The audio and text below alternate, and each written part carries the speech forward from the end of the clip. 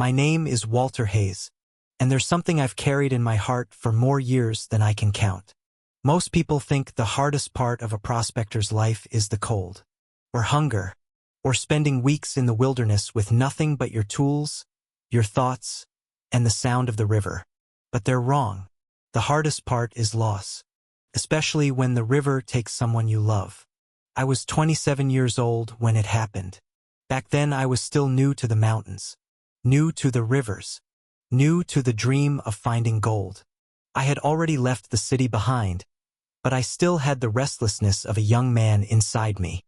I wanted to prove something, to myself, to the world, maybe even to my father, though he was never the kind of man who asked for proof. I had been living in a rough little shelter up in the hills, not far from a river that cut through the valley like a silver ribbon. Every day I worked the gravel bars with a pan and shovel. Some days I found dust, some days nothing at all. But I kept going, because when you're young, hope is easy to carry. One cold morning in late autumn, I met two men by the river.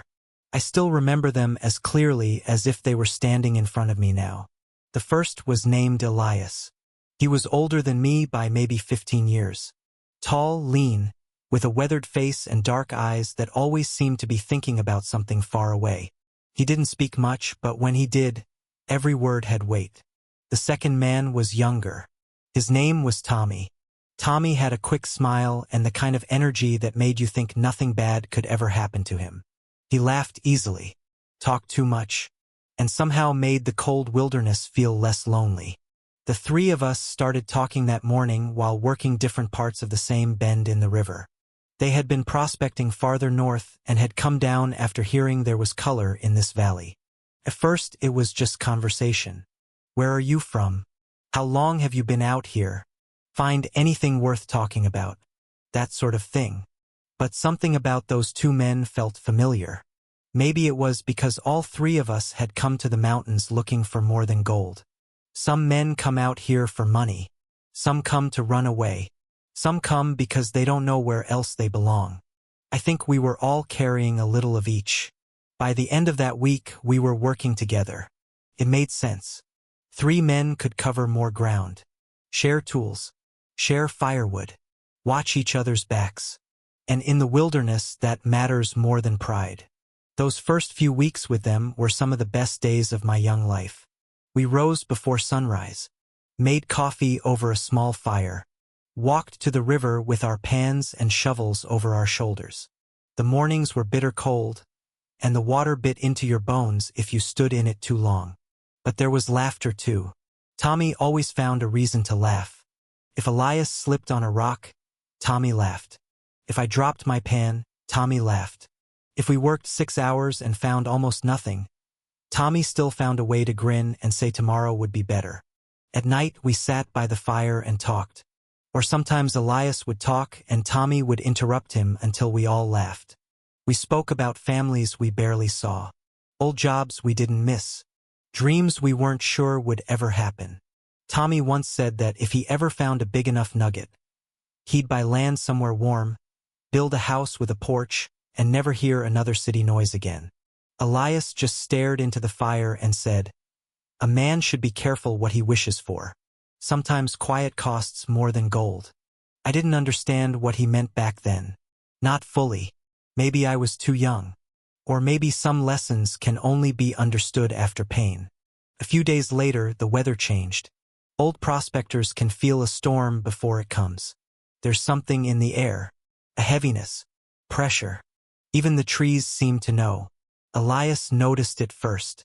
He looked up at the sky that morning and said we should stay close to camp. Tommy laughed and said, "A little rain never scared me." But it wasn't a little rain. By afternoon, the clouds had turned dark and low over the mountains. The wind picked up. The river, which had been calm that morning, began to move faster. You could hear it changing. That sound stays with me even now. Water has different voices. Peaceful river whispers. A dangerous one warns you. We should have left earlier. That truth has lived with me for years. But young men often think there's always one more hour. One more pan.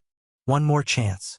We were working near a narrow part of the river, where the current squeezed between rocks before opening into a wider pool downstream. Tommy had climbed onto a slick cluster of stones near the middle, trying to reach a spot where black sand had collected. He shouted something to us, probably a joke, probably something about finally finding the rich pocket before either of us. Then it happened. His foot slipped. Just once. That was all it took. I saw his arms fly out, saw the pan flash in the gray light.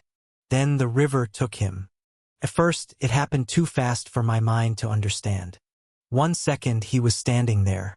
The next he was in the water, slamming against the rocks, fighting the current. I dropped everything and ran. Elias was already moving. Tommy tried to grab onto a stone, but the force of the river spun him away. He shouted my name. I still hear it sometimes at night.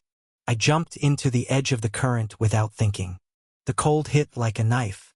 I reached for him, but he was too far, too fast. The river dragged him downstream. Elias grabbed a rope from camp and ran along the bank, shouting for Tommy to hold on, to grab something, anything. But there was nothing to hold. Just white water, rocks, foam, noise. I slipped twice trying to follow the bank. My hands tore open on the stones. I remember falling to my knees in the mud and getting up again. I remember Elias yelling. I remember Tommy's head appearing once between the water and then vanishing again. And then nothing. Just the river. We searched until dark. Then through the rain. Then with lanterns. We searched the banks, the shallows, the fallen logs, every bend downstream we could reach. We called his name until our voices turned raw. But the mountain had gone silent, and the river gave nothing back. We didn't sleep that night. How could we? The fire burned low. Rain hit the canvas above us. Elias sat with both hands clasped together, staring into the darkness. I sat there soaked and shaking, hearing that one moment over and over again. His foot slipping, his voice calling out, the terrible certainty that I had not moved fast enough. The next morning, the storm had passed, but everything looked changed. The river was higher, colder, crueler. We kept searching. For 2 more days. On the 3rd day, we found him. He was caught against a fallen tree downstream, where the current slowed near the bend. I won't describe that moment in detail. Some grief should be spoken softly. But I will tell you this. Something inside me broke that day.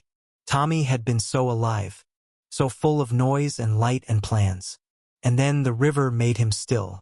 We buried him on a rise above the valley, where the pine trees opened just enough to let the sky through.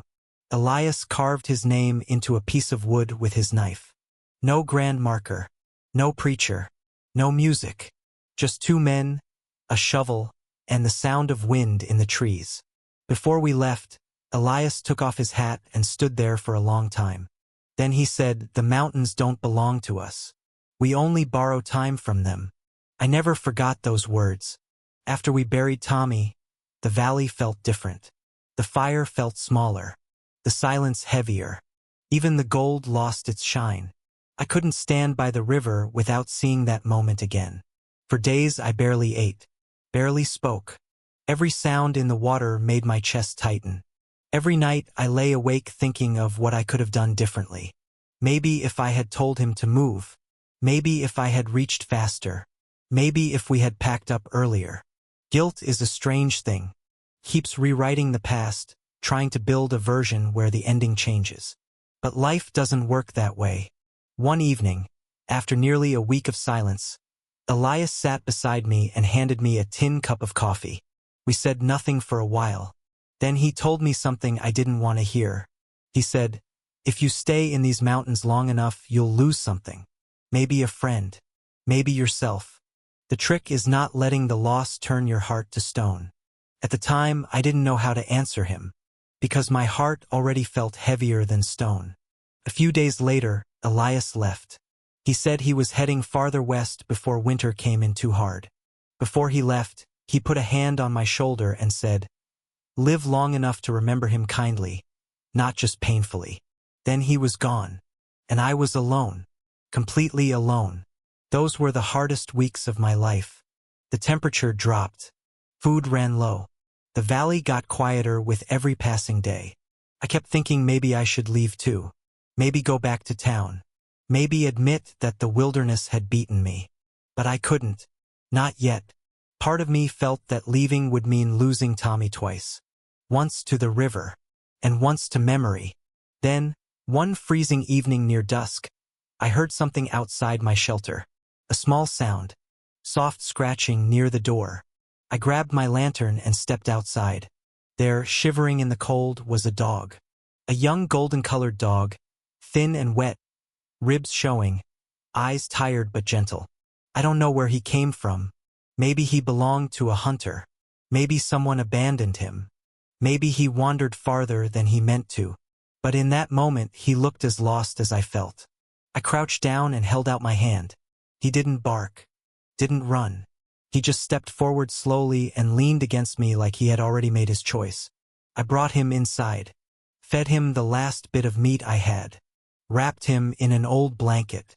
That night, for the first time since Tommy died, I didn't feel completely alone. I named him Rusty. From that day on, Rusty never left my side. He followed me to the river, slept beside the fire, sat with me in the quiet when my thoughts got too heavy. You can say what you want about dogs, but sometimes they understand grief better than people do. They don't ask questions. They don't offer empty words. They just stay. And sometimes staying is the greatest kindness there is. Winter came hard that year. There were days I thought I wouldn't make it. Snow piled up around the shelter. The river edges froze. My hands cracked and bled in the cold. But every morning Rusty was there, waiting, trusting me to keep going. And in a way, that dog saved me. Not from the weather, not from hunger, but from disappearing inside my own sorrow. Years have passed since then. More years than Tommy ever got to live. I found gold since that day. Some of it enough to matter. Most of it not. But if you ask me what I really carried out of that valley, it wasn't gold. It was grief, memory, and a lesson I learned too young. The world can change in a single second. A laugh can become silence. A friend can become a memory. A river can become a grave. That's why, even now, I sit a little longer by the fire. I speak a little softer. I watch the people and animals I love with more gratitude than I did when I was young. Because nothing promised to us stays forever. Not youth. Not strength. Not even the people we think will always walk beside us. Sometimes I still talk to Tommy. Not out loud. Mostly in my thoughts when I'm down by the water. I tell him about the cabin. About old Rusty. About the years that came after he was gone. And sometimes, when the river is quiet and the evening light hits the water just right, I can almost hear his laugh again. Not as pain, but as memory. And maybe that's what healing really is. Not forgetting. Not making peace with what happened. But learning how to carry it without letting it crush the life still left in your hands. If there's one thing I want you to remember from this old man's story, it's this. Gold can make a man hopeful. The wilderness can make him strong. But love, loss, and loyalty, those are the things that truly shape him. I came to the mountains looking for treasure. But the mountains gave me something else. A friend I never forgot. A dog who saved my soul. And a sorrow that taught me how precious life really is. So when people ask me what the river took from me, I tell them the truth. Took a good man. A brother I only knew for a short time. And it left behind a silence that never fully went away. But it also taught me something I was too young to understand before. That every day beside the fire, every quiet morning, every loyal companion at your side is already a kind of treasure. And sometimes it's the only treasure that ever really matters. Many years passed after that day in the mountains. But not a single year went by when I didn't think about Tommy. About the river. About that moment I could never take back. For a long time I carried the weight of that memory alone. I told myself there was nothing I could do. That the mountains had made their choice. But deep inside I knew there was something I still had to do. I had to find his family. Took me a long time to gather the courage. Longer than it should have. But one autumn morning, after many years, I finally made the journey. The road led me to a small town far from the mountains, a quiet place where life moved slowly. I found the house after asking a few people in town. It was a simple home with a wooden porch and a small garden in front. I stood there for several minutes before knocking on the door. My hands were shaking more than they ever had in the cold mountain rivers. When the door opened, a woman stood there. She looked at me with curiosity. For a moment, I didn't know how to begin. Then I removed my hat and spoke softly. "Ma'am, my name is Walter Hayes. I knew your son Tommy." Her expression changed immediately. Not anger, not fear, just a quiet sadness that had probably lived in her heart for many years. She invited me inside. We sat at a small kitchen table. For a moment, neither of us spoke. The room was quiet except for the ticking of a clock on the wall. Finally, I told her everything. About the mountains, about the river, about the day the storm came, about the moment Tommy slipped. My voice trembled when I reached that part. "I tried to reach him," I said. "I swear I did. But the river was too strong." When I finished, the room fell silent again. I expected anger. I expected blame. But instead she simply looked down at the table. Then she said something I will never forget. "Tommy loved the mountains," she said. "He always told me that if anything ever happened to him, it would be there." Tears filled her eyes, but she was still calm. "He died doing something he loved."